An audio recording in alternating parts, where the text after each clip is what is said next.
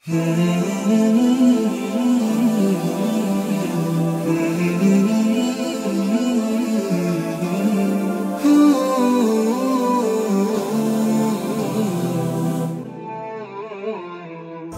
يجدد في المدى.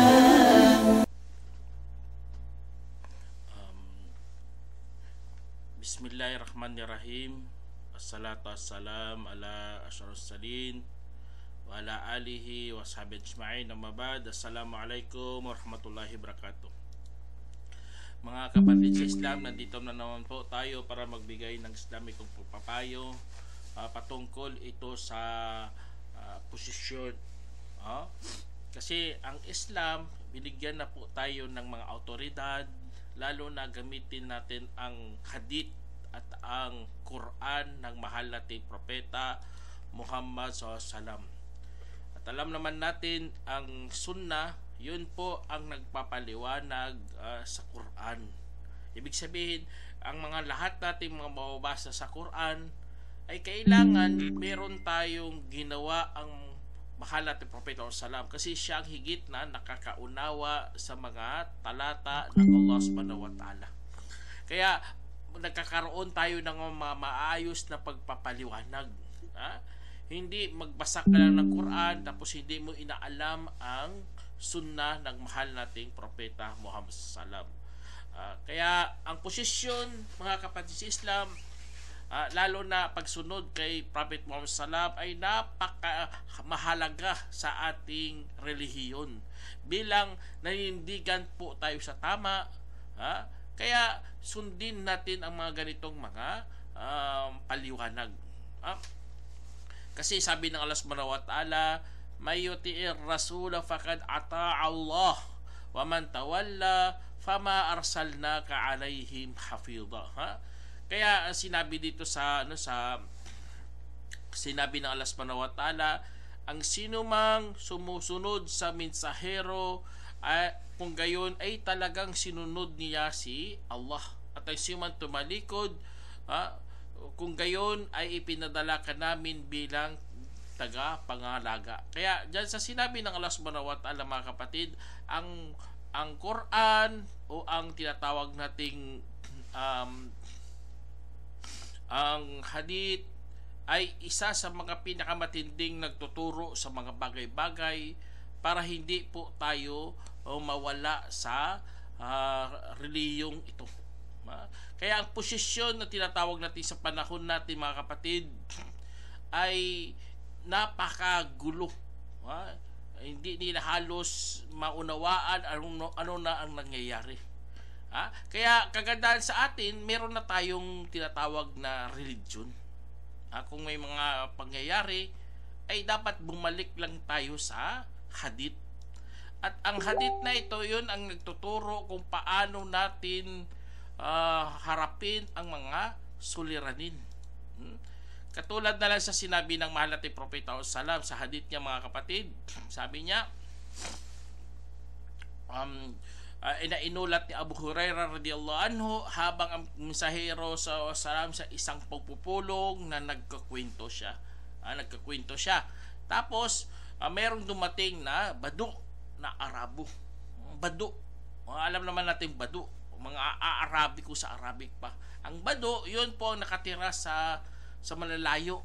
Ibig sabihin sa ilang. Ibig sabihin sa disyerto na walang katao-tao, maliban na lang sila kasi nag-aalaga sila ng mga hayop, o kaya ang kanilang pag-uugali ay hindi masyadong maganda, kasi nasanay sila mag-isa. Tapos nagtanong sa propeta sallam, kailan ba ang oras? Kaya ang propeta Muhammad sallam hindi niya pinansin. Nagano pa rin siya, pinapatuloy niya ang kanyang sinasabi, ang kanyang mga pagtuturo. Tapos sabi ng mga tao, narinig ba niya ang kanyang sinasabi? Kaya sinabi ng iba, hindi niya yata narinig. Kasi nagano sila bakit hindi narinig, hindi pinansin ng propeta. Hanggang siya natapos sa kanyang kwento, tinanong niya saan na yun ang nagtatanong hinggil sa oras. may nagsabi nandito, o mensahero ng Allah.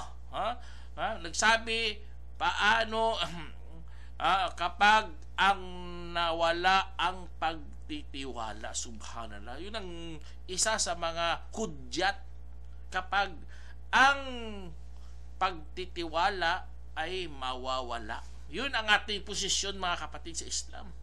Kapag ang nawala ng pagtitiwala, kung gayon, ay hintayin ninyo ang oras. Subhanallah. Sabi, paano ito mawawala? Sinabi niya, kapag ang mga bagay-bagay ay ipinagkatiwala sa hindi karapat-dapat, kung ganon ay hintahin ninyo ang oras. Ay sinalaysay ni Bukhari. Tingnan nyo, mga kapatid sa Islam, mga ganitong mga pangyayari, mga kapatid, isa po sa ating panahon natin, mga kaguluhan patungkol sa posisyon, udyat na yan na maghintay na tayo ng araw na pagbuhukom. Huwag ka na makikisalo dyan, makikisaw-saw dyan.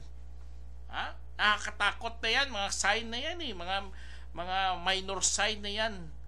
Kaya bilang mga Muslim, kung ikaw ay matalino, ay dapat magdikir ka na. O kaya damihan mo ng sala. O kaya ayusin mo na ang iyong pag-aayuno. Pigilan mo na ang iyong mga masasamang pinagsasabi. Kasi nga, iyon na yun, hudyat na yun ng araw ng paghuhukom, mga kapatid. Kasi nga, nawala na ang tiwala eh. Tapos, ang problema pa, pinagkatiwala ang mga hindi karapat-dapat. Kaya yun ang isa sa mga kaya isang po yung mga brother, mga sister, kapag sila bukang bibig nila politika, mag ka na lang dyan, mga kapatid, mag unos dili ka na lang. Ibig sabihin, wag ka na magganyan lagi. Sabihin mo na lang, Allahu Akbar, Subhanallah. Mas mainam pa nga ang mga nakaupo kaysa nakatayo sa ibang hadith. Mas mainam pang lumalakad kaysa tumatakbo.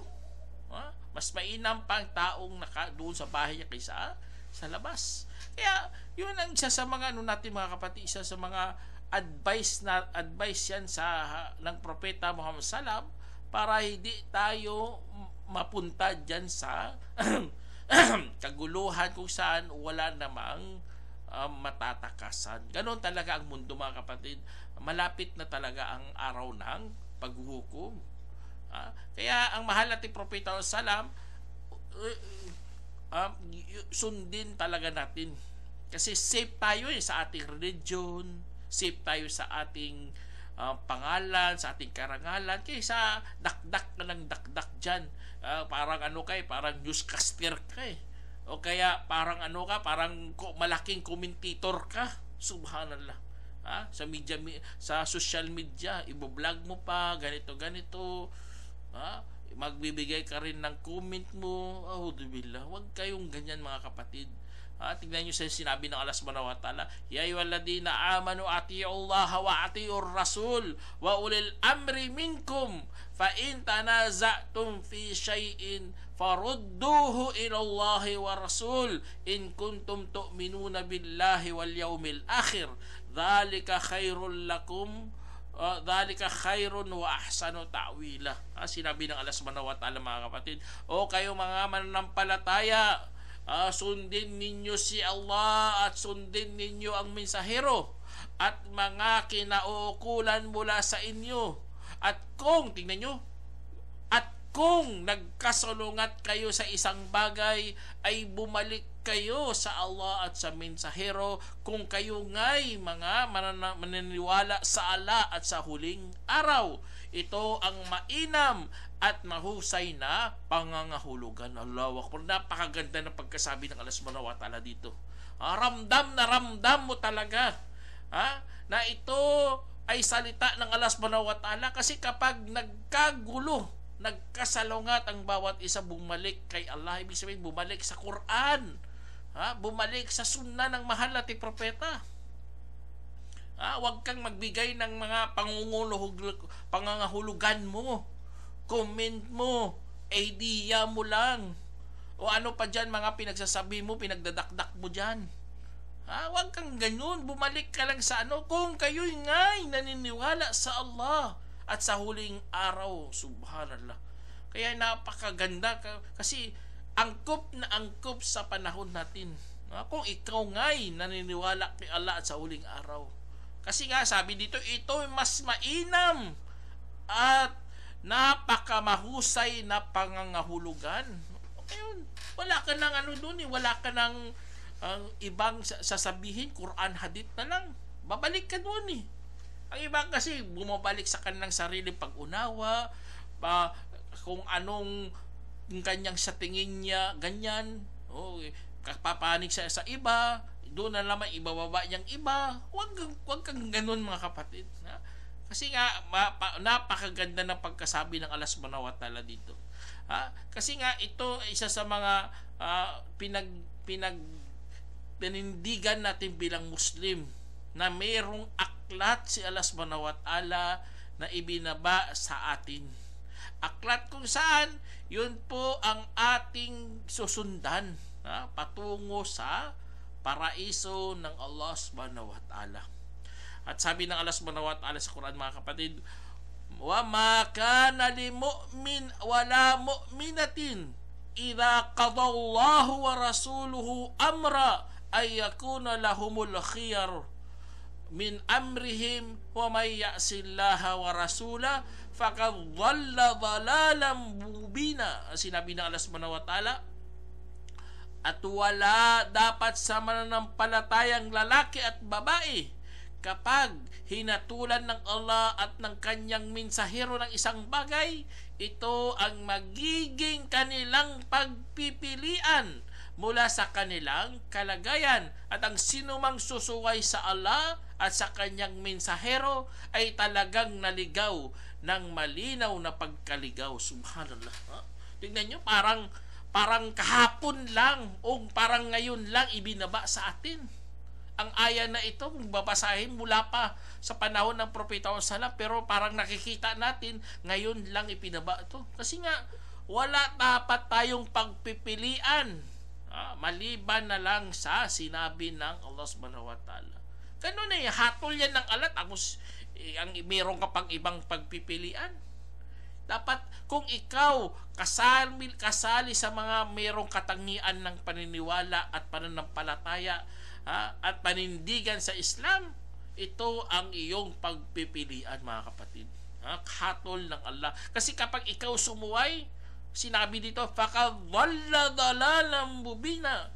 Kung gayon ay talagang siya'y naligaw ng malinaw na pagkaligaw. Totoo talaga naligaw ka kasi nga sasalita ka dyan, magkukomment ka dyan, manindigan ka dyan, tapos taliwas naman sa katuruan ng Islam.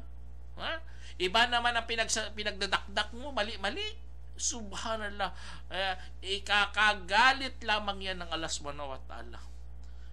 O kaya magkakagulo lang ang mga tao kasi nga mali ang iyong itinanim ng mga impormasyon sa kanilang mga isipan.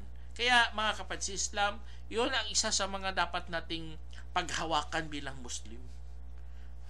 Kasi nga ang mahal nating Propeta Muhammad, tingnan yung mahal nating Propeta Muhammad, leksyon talaga natin yun At ang propeta sa bagkus sumaksi mismo si Allah Subhanahu wa Ta'ala kung ano ang Propeta Muhammad. Sabi niya, wa ma yantiqu anil hawa in huwa illa wahyu yuha. Sinabi ng Allah, at hindi siya bumibigkas ayon sa kanyang pagnanasa.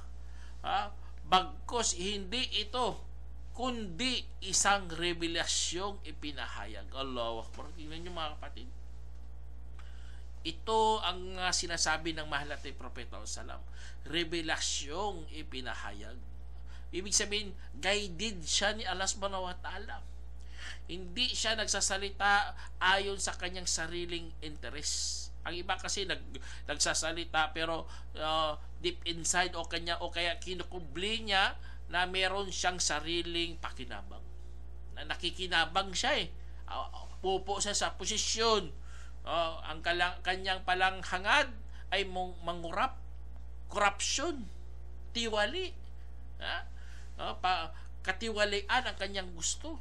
Kaya, audubillah. Kaya ang mahal natin Propeta Salam, yan ang pinakamagandang huwaran natin mga kapatid, bilang naniniwala o kaya umaasa na makapasok sa paraiso ng Allah subhanahu wa ta'ala. Kasi nga, binaba ng Allah galing talaga sa Kanya. At ang mahal natin Propeta Salam, pasalamat talaga tayo na siya po ay nangaral. Siya po ay nagpayo. At hinaluan niya rin ng takot kay Allah subhanahu wa ta'ala. Ganon ang napakaganda sa atin sa reliyon natin na meron talagang takot kay Allah subhanahu wa ta'ala. Dahil sa takot na yan, pinigilan niya ang kanyang sarili, ang kanyang pagnanasa, ang kanyang mga masasamang hangarin, para alang-alang lamang kay Allah subhanahu wa ta'ala. Hindi niya ipinahamak sarili niya, hindi niya ipinahamak ang kanyang mga kapatiran sa Islam, ang mga mananampalataya. Kaya dahil doon mga kapatid sa Islam, nagkaroon talaga tayo ng tinatawag na karunungan. Iba kasi ang kaalaman at ang karunungan. Ang kaalaman, mga datos yan inipon mo, nagkaroon ka ng datos, nagkaroon ka ng kaalaman. Ngunit ang karunungan o kaya hikma, mas mataas pa yan sa kaalaman. Kasi nga, application na yan ng kaalaman. Kaya ang mga marurunong mga kapatid, iba sa mga maalam. Kasi alam niya kung kailan niya ilalagay ang kanyang nalalaman. O kaya kung anong lugar niya ilalagay ang kaalaman niya, kanyang natutunan. Yun ang mga marurunong mga kapatid. Kaya ang mahal nating Propeta Salam, yun, natuto talaga ng hikmah. Iba ang kung ibang kausap niya, iba rin kanyang sinasabi.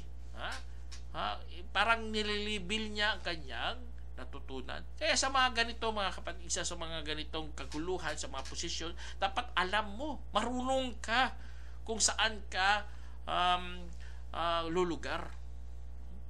Kaya ang hikmah ng Allah subhanahu wa ta'ala, yun, kunin mo rin yun.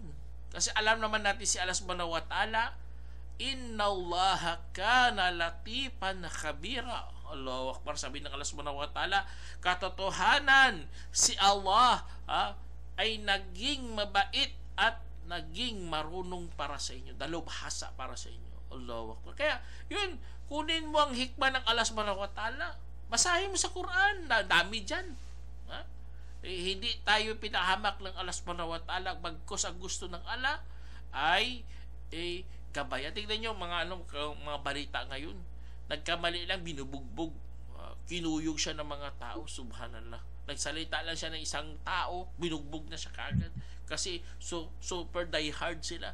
Kaya wag nating gayahin ng mga ganito mga kapatid. Namugbog ka lang ng tao dahil salungat sa iyong pinapaniwalaan. Bubugin mo talaga siya, subhanallah. Dahil lang sa mga hindi ka naman niya kilala na yun tapos ikaw namubog ka na. Kaya hindi natin dapat gawin yun mga kapatid. Sali-sali ka dyan sa mga rally, tapos namubog ka doon ng mga tao. Magsalita ka, o salita ka lang na mayroong mahinahon na pananalita. Kaya at isa sa mga katuruan ng Allah subhanahu wa ta'ala mga kapatid sa posisyon ay dapat nating dapat unawain masyado mga kapatid na ito ay mga sunnatullah, ibig sabihin mga kapamaraanan ng Allah subhanahu wa ta'ala na pinaparamdam tayo na malapit na ang oras. Oras kung saan ito ay ating dapat pinaghahandaan bilang mga Muslim. Kaya tingnan nyo sinabi ng Allah subhanahu wa ta'ala sa Quran, sabi niya, wa aqimus salata wa atuz zakata warka'u ma'ar rakiin. Sinabi ng Allah subhanahu wa ta'ala, at itayo nyo ang pagdarasal at magbigay kayo ng kawanggawa at mayumuko kasama ng mga mapagyuko. Ibig sabihin dito mga kapatid, sumama ka sa mga taong nagsasala. Yan isa sa mga natin kagandahan ng turo ng Islam. Ang turo ng Islam, sumama ka sa mga matitino. Lalo na sa panahon natin, pinag-aagawan nilang posisyon o kaya inapahalagan nila masyado ang posisyon. Ang sa atin, kung wala ka dyan, huwag kayo makikisawsaw dyan. Mas mainam pa, magsala ka na lang, magkawang-gawa ka na lang, o kaya magsala ka na lang kasama sa mga mapagyuko para maligtas pa ang iyong sarili. Kasi sa araw ng paghukom, hindi ka naman tatanungin dyan eh. Tatanungin ka sa mga responsibilidad mo sa iyong, mananagot ka lang sa iyong mga tungkulin. Tungkulin to yung sala, zaka, tapos sasama ka sa mga mabait. Kasi yun ang mga tungkulin mo. Kung sali-sali ka dyan sa rally, nakikirally ka rin, baka may patayan pa dyan o may bugbugan pa dyan o ano pa dyan mga pangyayari, tapos namatay ka. Ano na lang sasabihin mo kay Allah subhanahu wa ta'ala? Ya Allah, nakikirally ako. Subhanallah, kakahiya yun, kahiyan yun. Ang utos sa'yo, magsaka ka, magsala ka, magpasting ka, sumama ka sa mga matitino. Allahu Akbar. Kaya napakaganda talaga ng isa sa mga natin to, mga kapatid. Karangalan to bilang Muslim. Nalaman natin ang mga bagay-bagay kung saan napakabuti o kaya napakainam para sa atin. Kaya lubos nating naunawa na sinabi ng mahal nating Propeta Salam, "Faman ragiba an sunnati falaysa minni." Sinabi ng Propeta Muhammad Salam, ang sinumang ang umayaw sa aking kapamaraanan o sunnah ay hindi kabilang sa amin. Isinalaysay ni Bukhari. Kasi nga, kung hindi ka sumunod sa kapamaraanan ng mahal nating Propeta Salam o sunnah niya, ay maliligaw kay. Siyempre hindi ka kasali ng mahal nating Propeta Salam. Kasi nandoon ka, kasi sama-sama ka doon, nakikicomment ka doon, bukang bibig mo politik ka na lang. Dapat bukang bibig mo Quran, hadith. Ang Propeta Muhammad Salam nga, hindi nga yan eh, bukang bibig niya politika, hindi ganoon ang bukang bibig ng Propeta Muhammad Salam. Bagkos leader na nga siya, nasa politika na siya, pero hindi bukang bibig niyang ganun. Tingnan nyo sa Makkah, nabuksan niya ng Makkah ang mga tao, pinagbibigyan ng mahal nating Propeta Salam.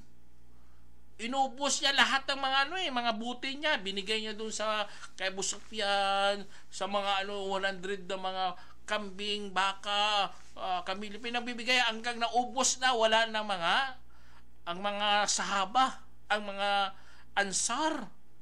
Sabi ng mahal nating Propeta Salam, sila ang mga tao nagsialisan, dala ang kanilang mga hayop. Kayo mga ansar, babalik sa Madina kasama niyong Propeta Muhammad Salam. Kaya nag-iyakan mga tao, subhanallah. Ganun na ganun mga kapatid. Dahil yun sa paniniwala natin sa Islam. Hindi bukang bibig mo, binigyan ko kasi yan, kasi nga malaking tulong yan sa akin, tinulungan niya ako, subhanallah. Kaya yun ang isa sa mga ng mahal nating Propeta Muhammad Salam. Kasi maraming natuto sa mahal nating Propeta, kaya nagkaroon ng mga ulama, nagkaroon ng maraming dalubhasa, natuto sa kaalaman, natuto sa karunungan, natuto para pati sa pag-uugali. At ang mga ulama na ito, naging salinlahi na pinapasa sa iba, pinapasa hanggang dumating sa panahon natin. Kaya nagkakaroon ng kaalaman, karunungan sa fiqh, sa hadith, kasi nga sa ginawa ng ating mahal nating Propeta Salam. Kung hindi naging huwaran ng mahal nating Propeta Salam, ay talagang maliligaw tayo. Kanya-kanya tayong interpretasyon, kanya-kanya tayong unawa, kanya-kanya tayong diwa. Subhanallah. Kaya alhamdulillah bilang mga Muslim, mga kapatid, natuto tayo sa mga bagay kung saan meron tayong gabay talaga kay Allah subhanahu wa ta'ala. At ang gabay na yan nanatili talaga hanggang sa gumamit tayo ng tamang pag-iisip. Kaya kung napapansin nyo, kapatid, ang hadith hindi talaga kumukontra sa logic.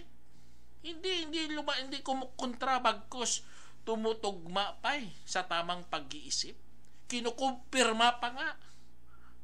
Kung nababasa mo ganyan, madali siyang tanggapin, madaling tanggapin. Hindi katulad sa mga Christian, ang Trinity nila, hindi mo halos matanggap Kasi ang Diyos isa, pero mayroong 3 persona, at ang 3 persona na ito ay isa lang. Subhanallah. Hindi mo yun matanggap, logical, rational, o ano pa dyan. Hindi mo matanggap-tanggap yan. Pero nagpikit mata na lang. Kaya sa Islam walang ganun, pikit mata na lang O kaya nilunok mo na lang. O kaya tango ka lang ng tango. Kaya ganun ang katuruan, mga kapatid, sa posisyon. Hindi tayo tinuruan na tango lang tayo ng tango, lunok ka lang ng lunok, o ano pa dyan mga gawain kung saan ipapahamak ng iyong sarili. Kaya ang sunnah ng mahal natin salam, pangkalahatan talaga pangkalahatan sa lahat ng mga kamusliman. Hindi isa ibang kulay lang. Meron nga kinanong isang sa nakita ko sa Facebook, "Are you a black Muslim?" Sabi niya, walang black Muslim sa amin. Lahat Muslim. Subhanallah. Napakaganda ng Islam. Sinaklaw lahat ng mga tao.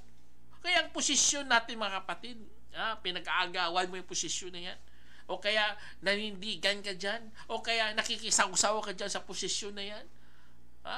Iwas-iwasan nyo na yan, mga kapatid. Kasi nga, dumating na ang minor sign ng araw ng paghukom. Kaya ang hadith, fantadiris sa hintahin ninyo ang oras. Hintahin mo na lang. Kasi nga, ibig sabihin, hintahin mong oras, maghanda ka na lang. Magsala ka na, damihan mo na, magbalik loob ka na. Kasi nga, palapit na ang araw ng paghukom. Para hindi ka mabigla, o kaya hindi ka magulat, o kaya magsisisi ka lang, tapos magsasalita ka, kung sana bumalik lang ako sa nakaraan, gagawa na ako ng mabuti. Huwag mong gayahin yan, mga salitain ng mga taga-impyerno